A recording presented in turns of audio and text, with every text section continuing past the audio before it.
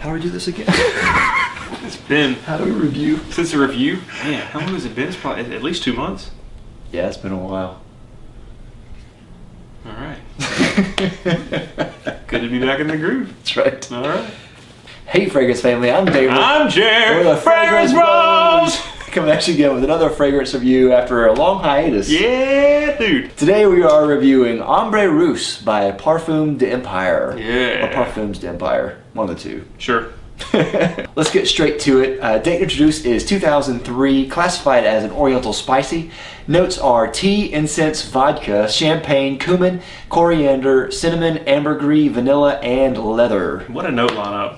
Yeah, that's crazy note lineup. That's weird to hear. Yeah, yeah. Luckily, most of those aren't in play as far as what you smell. Yeah. To me. Now, what'd you get out of longevity out of this? Yeah, I get beast smell longevity. Yes, me too, man. Beast, beast, beast. Dude, what is it? It's 10 p.m.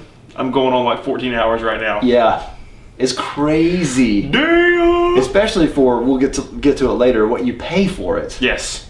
Anyway. Yeah, awesome. Yeah, I get beast mode as well. Lasts forever. Yeah. Okay. Now, what'd you get a projection out of this? Projection, you know, it's hard to gauge for me. I feel like I was really pushing out, but then no one ever commented on it. So somewhere between average and excellent, I guess. Yeah, I would say mine is in the excellent range. Yeah. I see what you're saying. Yeah. Probably it isn't that average to excellent range, but I think it's in the excellent range as well. I smelled it on you and you wore it. Okay. So, for what it's worth. Excellent. Season this is best in fall and winter, and I would say day or night. And purpose, I would say this is great for formal. It's great for formal. And sometimes casual, I think, if it's really cold and you're in the right mood.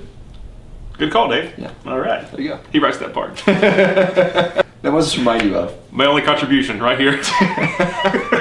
No. When I smell this fragrance, so the name I think means Russian amber, right? Yeah. So you think Russian, stereotypically you think about vodka and, you know, different whiskeys and things like that. And that is a big part of this fragrance to me. It's really boozy up front, a lot of, you know, vodka, champagne like it says. But there's also like a powdery quality to me about it.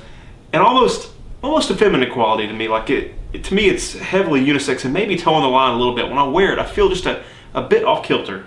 Gender-wise. I feel like it smells a bit feminine to me. In fact, I was a little nervous today when I wore it. I was like, am I gonna smell like a woman? I don't know what it is. I know that's a little you know, contradictory considering I said vodka and champagne. You know, vodka's typically kind of a man vodka.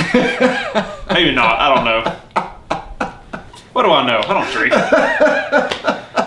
Anyway, I feel like it's a little feminine. There is a good dose of amber, and then when it dries down, it gets kind of like a spicy vanilla kind of to me.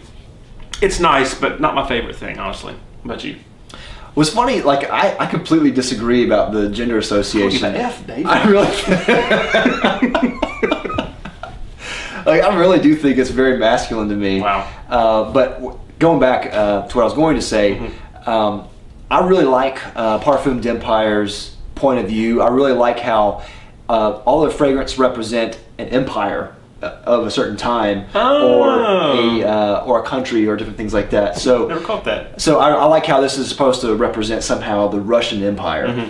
This scent gets a lot of praise in the community, and I can totally see why. I mean, I really think this is a real jewel in the niche world. And I haven't smelled all of Parfum d'Empire's line. I've only smelled one or two other ones, and this one is really, I mean, this is really special.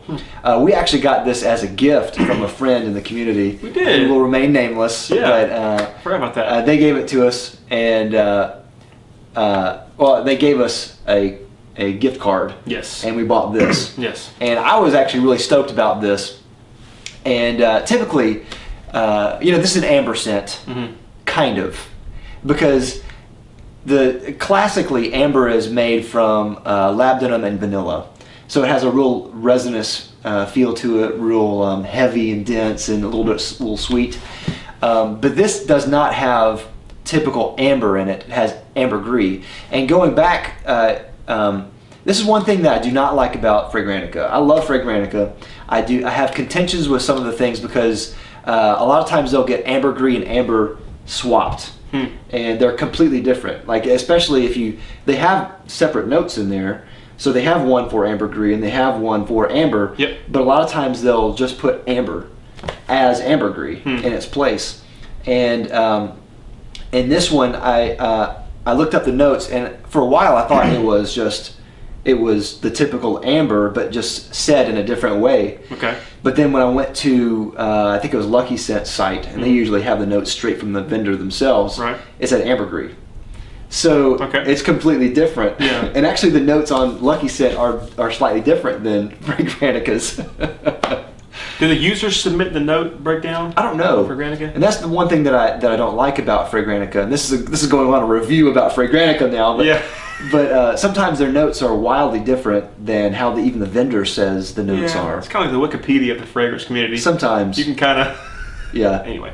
And that's not, I mean, I love Fragrantica, but that's just something I have to deal with. He doesn't. But anyway, on Fragrantica it lists amber, and it shows resin, a picture of resin, as one of the notes in there, and that's not what this is. Okay. So this is actually ambergris. It's probably a synthetic ambergris, probably Cetalox or Ambrox, but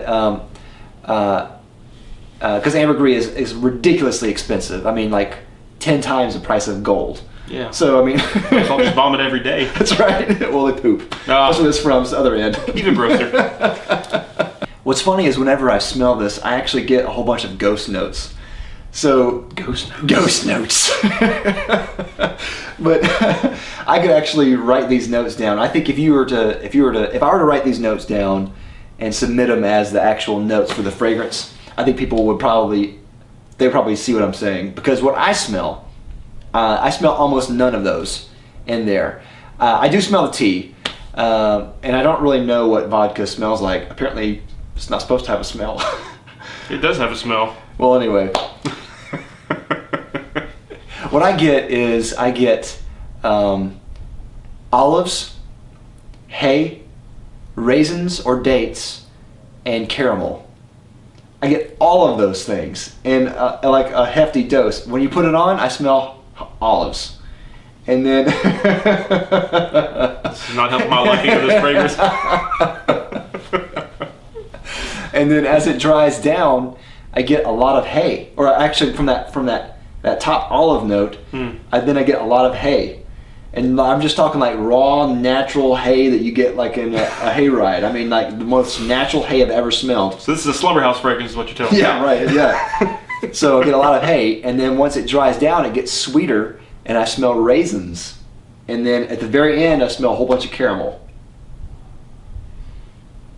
I don't know what to say to that. All right. Amber traditionally is, to me, I think is very unisex, but it usually sits better on a woman. And so that, I think, is, I can see what you mean about it kind of smelling better on a woman. But to me, I think this is more of a masculine amber in a way. And one of the things I think that's really cool about this is it really blooms in the really cold weather. I think it's great in really cold weather. And that's my only critique, is it seems like it has a little bit of limited use, and it like I only want to wear it when it's really cold, because it smells the best then.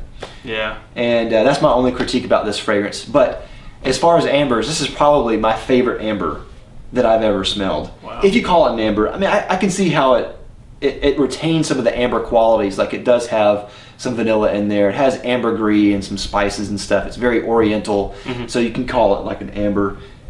It's just an interpretation of an amber. It's not like a traditional one. But yeah, this is probably my favorite amber, and I'm always going to keep this in my collection. I don't really care for amber fragrances for the most part. I don't either. I don't know why. Amber month. December.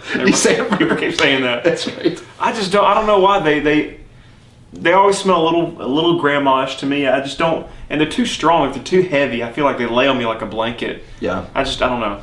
Amber Absolute's the same way. Yeah. I can't think of any more amber fragrances, but I don't know. Not my thing. Not my thing.